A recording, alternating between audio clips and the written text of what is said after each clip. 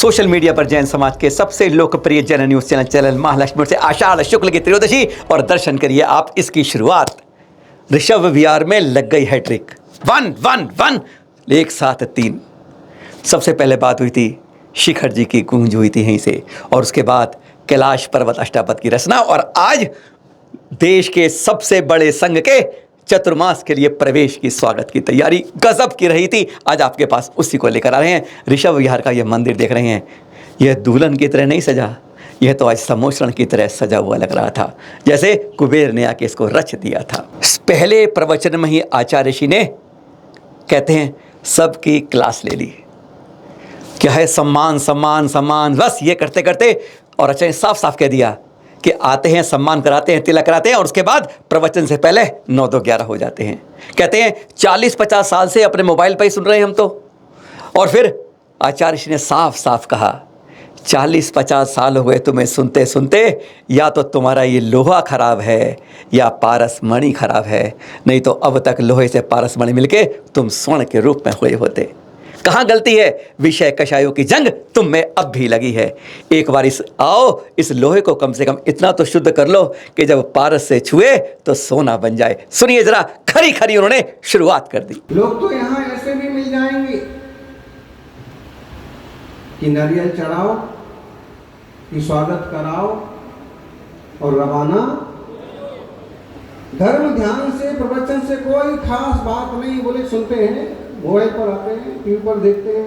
कितने महाराजों के प्रवचन सुन लिए, 50 साल से यही तो काम कर रहे हैं। यानी 50 साल से यही काम करने के बाद भी जीवन में चेंज नहीं आया, इसका मतलब है 50-60 साल से वही काम करने के बाद भी जीवन में परिवर्तन नहीं आया, इसका मतलब है या तो लोहा नकली है या पारस मणि नकली। तो मुनिराज रूपी पारस मणि का स्पर्श करके अभी तक सोना बन गए होते, और तपस्वी असली पारस मणि होते तो अब तक तुम्हारे लोहे को, तुम जैसे लोहे को उन्होंने सोना बना दिया होता। अब हम तपस्वियों के लिए तो नहीं कह पाएंगे कि पारस मणि में कमी है, कहीं ना कहीं लोहे में भी जंग लगी हुई है। आचार्य जी ने खरी खरी इस बात पर भी कहा कि आज होर्डिंग, फ्लैक्स, स्पर्धा, प्रदर्शन खूब होने लगा है।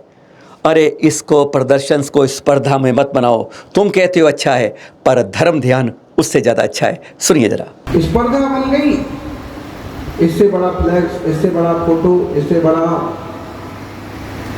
ठीक है कर रहे हो करो, लेकिन कहीं ना कहीं धर्म ध्यान से जुड़े रहो। सचमुच ऋषभ विहार में जो पंडाल सजाया गया ना, जैसे सम्मोषण रच दिया है, बिल्कुल गजब का है। एकदम देखकर हैरान हो जाएंगे आप। एकदम शांत वातावरण, जैसे चित्त को एकदम धर्म सभा में देख लो आप। और इस बारे में आचार्य ऋषि ने कहा कि जो इस सम्मोषण में एक तो वह श्रवण था, एक आज इस पंचम काल के समय नहीं आता है, तो समझ लो वह सचमुच अभागा कहलाता है। सुनिए जरा। तीर्थंकर का सम्मोषण तो तुमने नहीं देखा, हमने भी नहीं देखा, और कभी किसी भाव में देखा भी हो तो कुछ अता पता नहीं है।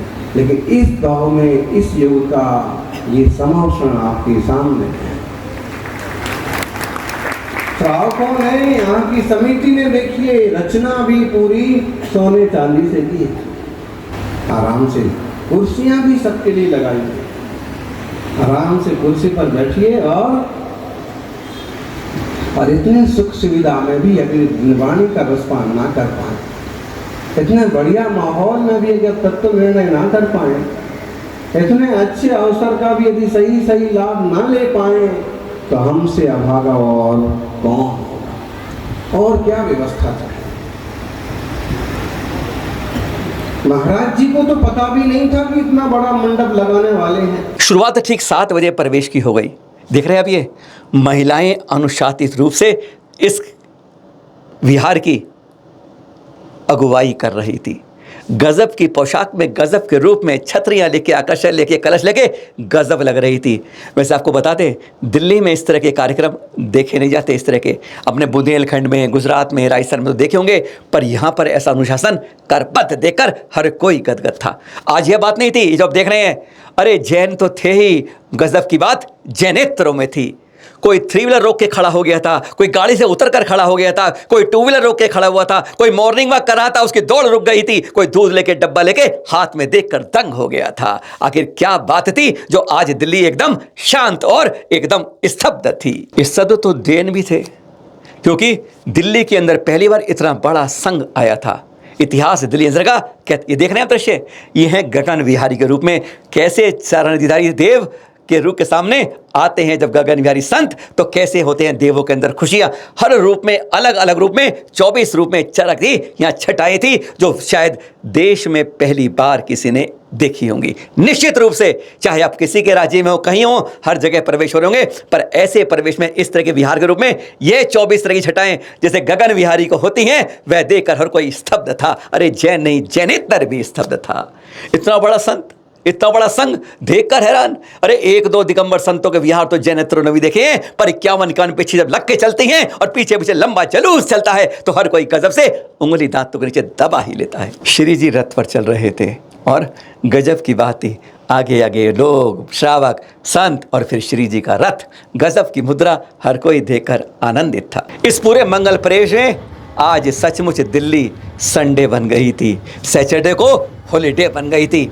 लोग उठ गए थे, आंखें में आते, बालकनी में आ गए थे, रोशनदान खिड़कियों से झांक रहे थे, दोनों तरफ सड़कों के एक प्रकार से मजमा लग गया था। जैसे पहले लगता ना कहीं बंदर नचाते रहे, सांप आते रहे, बच्चे खेलते थे, पर आज तो संतों ने पूजनीय रूप से हाथ जोड़ने को हर को मजबूर जैसे कर दिया था। अपने आप लोग के हाथ जोड़े थे, इतना बड़ा संत।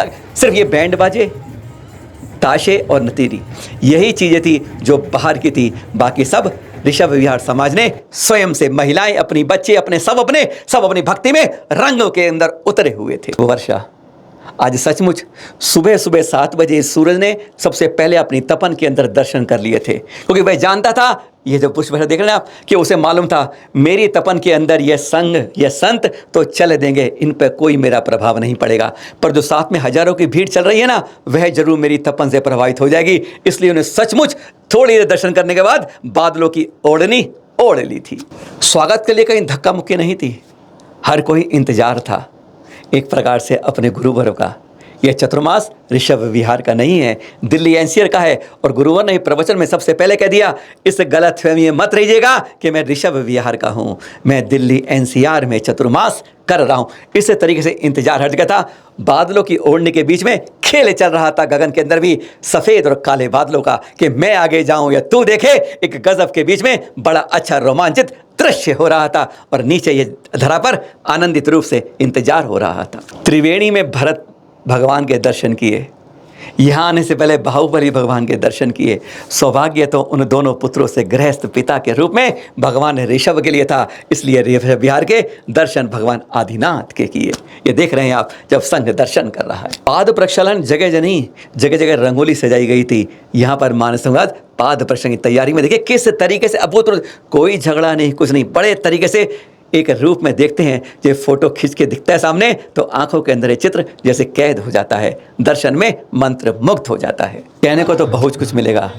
संघ का पंडाल में प्रवेश देख रहे हैं आप, सचमुच सम्मोहन सजा है। एक बार ऋषभ विहार आकर जरूर देख लीजिएगा।